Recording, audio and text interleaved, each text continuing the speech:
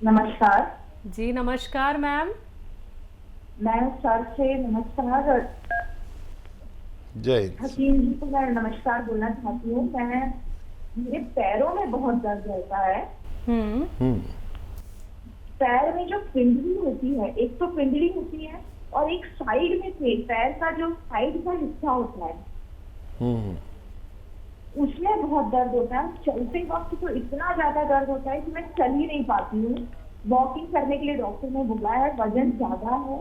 और जैसे पहले मुझे सिर्फ चलते वक्त होता था, उसके बाद अब मुझे दिन भर घर में भी हो रहा है, खड़े रहने में भी हो रहा है, कुंडली में भी हो रहा है और साइड में बहुत पेन हो रहा है। उसकी वजह से जैसे गुट्टे गुट्टे कभी कभी लगते हैं, दर्द हो रहा है, एक एक जगह पे दर्द हो रहा है। इस तरह से दर्द होता है। मुझे डॉक्टर ने बर्फ की सिकाई के लिए भी बोला है और एक्सरे में कुछ नहीं निकला है। मसल मसल स्पाज्म या न्यूरो से रिलेटेड प्रॉब्लम बता रहे हैं। ठीक है, ठीक है। जी। आपकी एज बता दीजिए। मैं 41।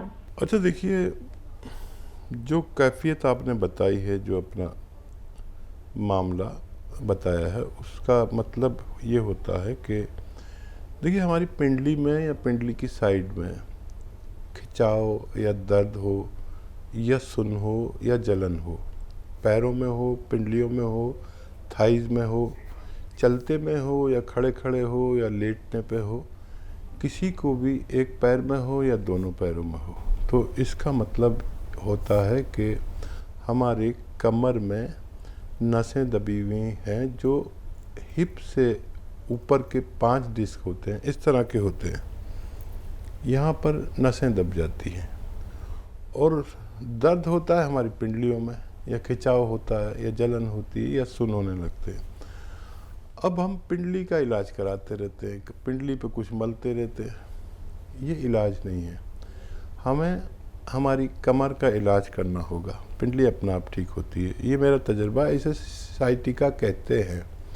साइटिक नर्व के दबने से ये रोग होता है। आपको समझाने के लिए इसलिए कह रहा हूँ कि लाखों लोग सुन रहे हैं और वो समझ नहीं पाते अपना रोग क्या है। डॉक्टर भी एक्सरे यहाँ का कर देता है, एक्सरे नहीं बल्कि एमआरआई होनी चाहिए और कमर की होनी चाहिए। कमर के हिप से ऊपर जो 5 डिस्क हैं उनकी एमआरआई में पता चलता है कि यहाँ रोग है, लेकिन उसमें 4-5 हज़ार रुपये लग जाते हैं। बहरहाल, आप अगर हमारे साथ जुड़े हुए पहले से तो यकीन करेंगे, नहीं तो फिर आप जो चाहे कर सकते हैं। देखिए, आपके लिए 2-3 बातों की पाबंदी है। एक तो वेस्टर्न टॉयलेट यूज़ करें, ऐसा कुर्सी वाला, ठीक है, और ज़मीन में बैठ के कोई काम ना करें, जैसे झाड़ू पोंछा। हो सकता है आप पर जिम्मेदारी हो, झाड़ू पोंछा करना मना है, वज़न उठाना मना है। खड़े होकर काम कर सकते हैं किचन में, जितना भी जिम्मेदारी काम है, आजकल तो स्टैंडिंग में है सब कुछ। तो ये तो आप पर पाबंदी है कि ये काम ना करें। और गोंद स्याह एक आता है, काला गोंद, काला गोंद या गोंद स्याह हम कहते हैं, और नकली बहुत मिलता है, असली ख़रीद लें। ये गोंद स्याह आधा ग्राम सुबह, आधा ग्राम शाम खाना शुरू करें। 15-16 रुपए का 1 ग्राम आता है, जो आधा आधा ग्राम सुबह शाम में खाना पड़ता है। तो 15-16 रुपए की खुराक है आपकी रोज़ाना की।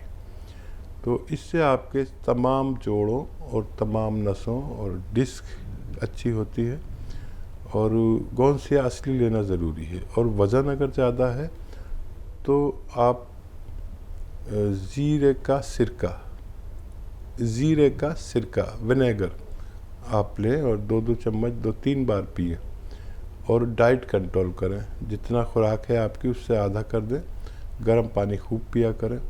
अगर ये इलाज आप 3-4 महीने लगातार करते हैं तो आपके रोगों को फ़ायदा होना मुमकिन है। जी हकीम साहब, हमने बहुत सारे लोग ऐसे भी देखे हैं जो अपने दर्द को लेके फिजियोथेरेपी का भी सहारा लेते हैं, तो आप इसको कितना सही मानते हैं? क्या फिजियोथेरेपी भी लेना ट्रीटमेंट ठीक है?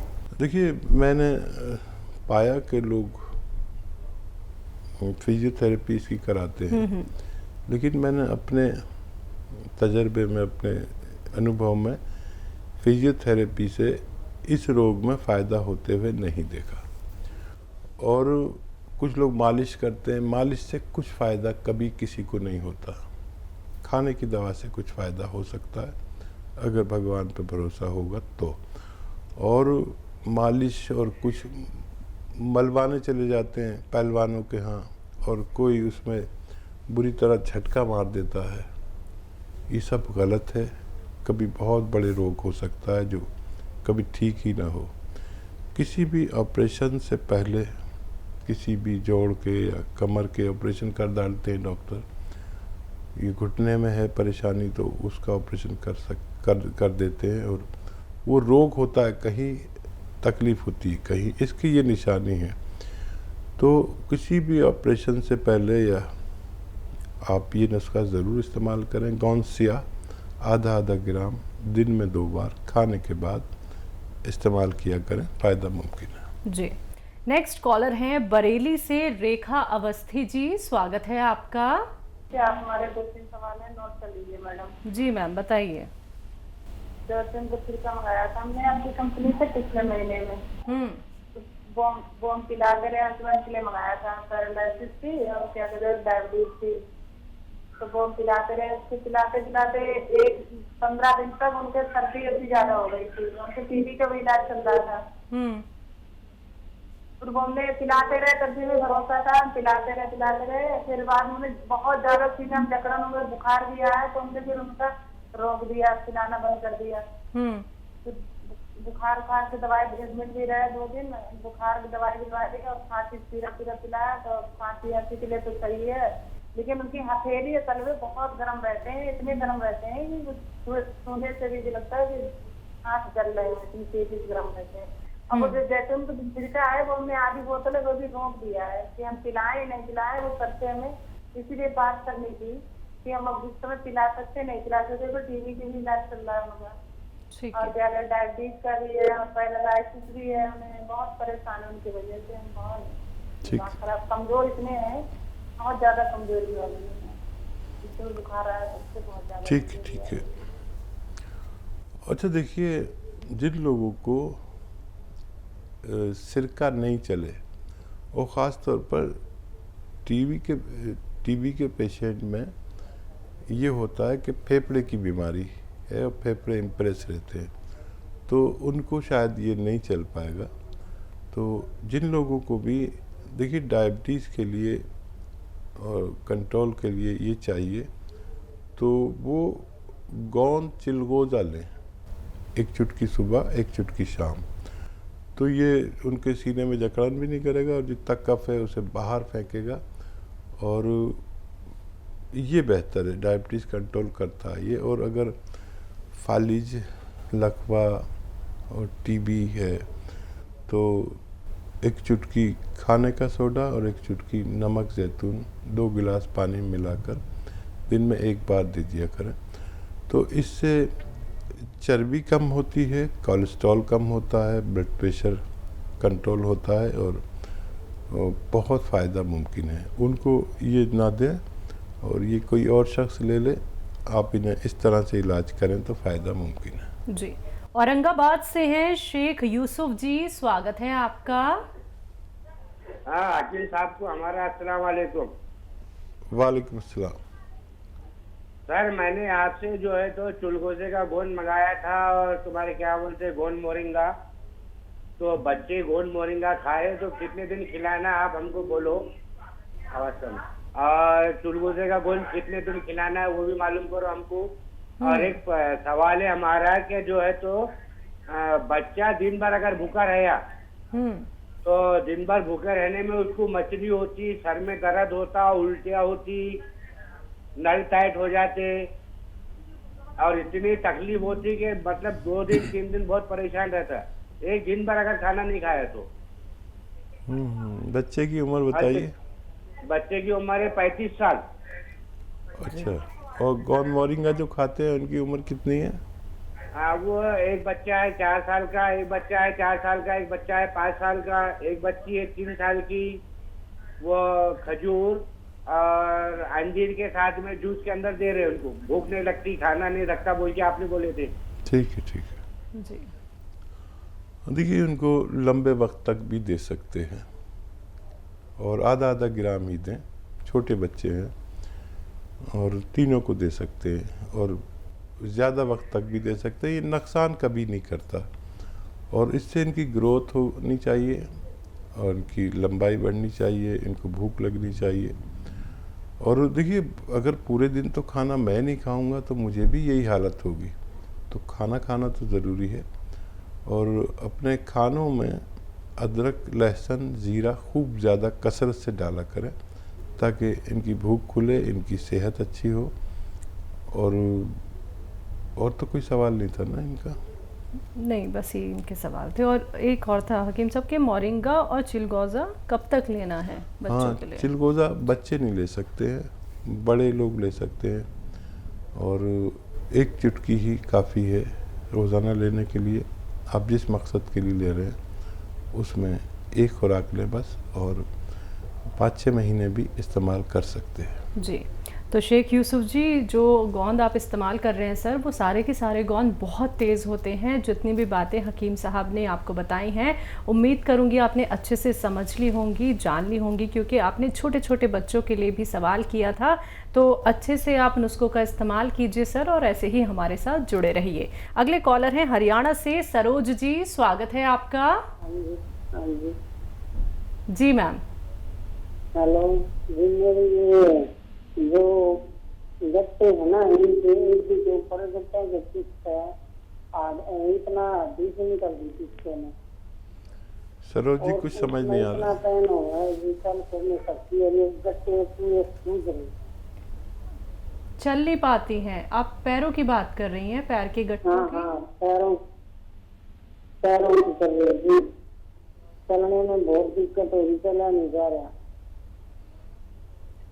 एक पैर में ज्यादा है, एक में कम है। देखिए सरोज जी, ये रोग तकरीबन हर शख्स को अब होने लगा है। तो क्या इलाज नहीं किया होगा आपने अभी तक, मैं समझ सकता हूँ। और आपकी आवाज़ और अंदाज से लग रहा है कि कितनी तकलीफ़ में हैं आप। देखिए, दुनिया में 2 इलाज हैं। एक तो ये कि आपने इंग्लिश दवा ली, खाया और थोड़ी देर को फ़ायदा हो गया, और एक यूनानी आयुर्वेदिक दवा है जो खाएंगे फ़ायदा देर में होता है लेकिन रोग से निवारण मुमकिन है। तो ज़रूरत पड़े तो आप एलोपैथिक लेते रहें। गोंद स्या एक यूनानी यानी आयुर्वेदिक गोंद है, एक रॉ मटेरियल, कच्ची दवा है। ये अगर आपको असली मिल जाए, नकली बहुत मिलती है, तो आधा ग्राम सुबह, आधा ग्राम शाम खाना शुरू करें, नाश्ते और खाने के बाद। गोंद स्या हम कहते हैं, इसे काला गोंद भी कह सकते हैं, लेकिन बेशुमार नकली लोग बेच रहे हैं। असली लेना आपकी जिम्मेदारी है। और ये ऐसा है कि 15-16 रुपए का 1 ग्राम आ जाता है, जो आधा ग्राम पूरे दिन में 2 बार खाना पड़ता है खाने के बाद। असली लेना शर्त है।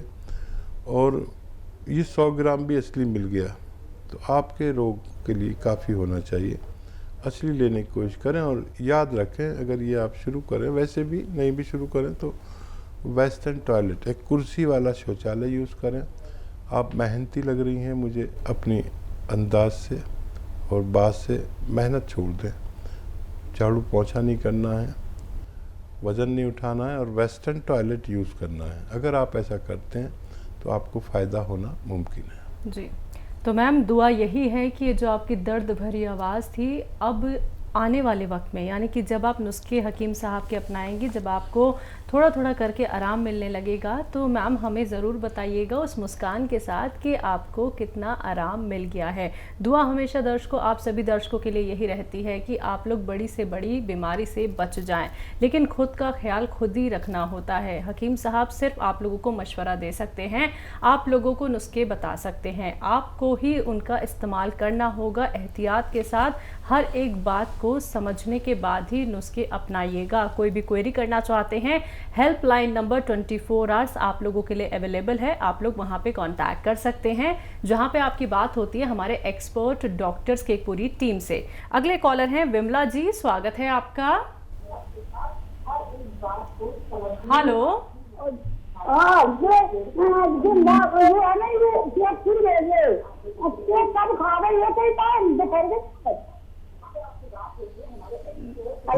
कुछ नहीं समझ में आ रहा हमारे